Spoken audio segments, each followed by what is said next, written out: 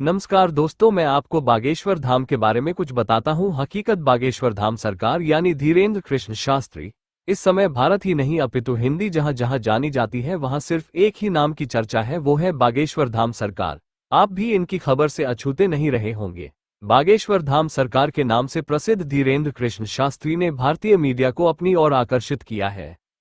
बागेश्वर धाम सरकार यानी धीरेन्द्र कृष्ण शास्त्री कथावाचक है जो जगह जगह अपनी कथा वाचते हैं। इनका जन्म मध्य प्रदेश के छतरपुर जिले में हुआ है। ये छतरपुर के छोटे गांव गढ़ा में 1996 में जन्मे हैं। बागेश्वर धाम के पीठाधीश्वर होने से पहले इनका नाम धीरेन्द्र गर्ग था और इनके जानने वाले इन्हें धीरू के नाम से बुलाते थे। इनकी पढ़ाई लिखाई भी सरकारी स्कूल में हुई है। पिताजी इनके पूजा पाठ का काम करते थे। बहुत संपन्न परिवार से नहीं थे, गरीबी में अपना बचपना गुजारा है। कम उम्र से ही इन्होंने कथा कहना शुरू कर दिया था। 2020 के आसपास सोशल मीडिया पर इनके वीडियो खूब वायरल हुए जिसमें ये लोगों का भूत और भविष्य बताते थे। आज भी इसी कारण ये चर्चा में है। आपने इनके मुंह से एक नाम बार बार सुना होगा, सन्यासी बाबा की जय। सन्यासी बाबा इनके दादाजी थे जिनका नाम था सेतुलाल गर्ग।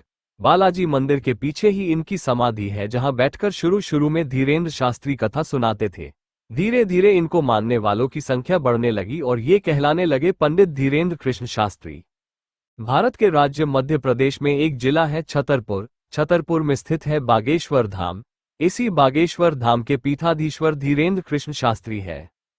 बाबाजी पहले ही पर्चे पर अपने पास आने वाले व्यक्ति की समस्या और समाधान को लिख देते हैं, जो कि लोगों को किसी भी चमत्कार से कम नहीं लगता। बाबा का कहना है यह उनके गुरु और इष्ट देव भगवान बालाजी की उन पर कृपा है।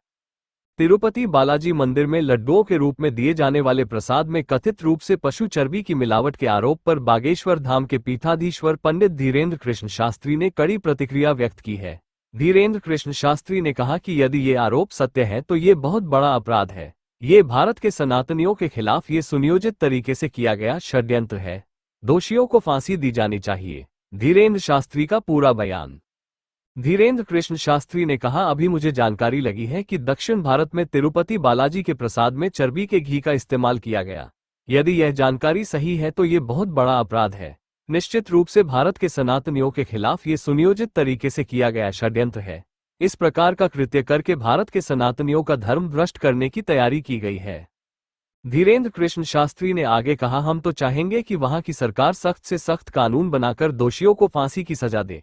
यदि भगवान के प्रसाद में चर्बी का प्रयोग किया गया या मछली के तेल का प्रयोग किया गया, भारत में इससे बड़ा दुर्भाग्य नहीं हो सकता है। आरोपों की बारीकी से जांच हो। हम तो सरकार से भी कहेंगे कि हिंदुओं के मंदिरों को हिंदू बोर्ड के अधीन कर दिए जाने चाहिए ताकि किसी की आस्था को चोट ना पहुंचे। धीरेन्द्र शास्त्री ने कहा, ये सुनकर हमारा मन व्यथित है। हम चाहेंगे कि जितने तीर्थस्थल हैं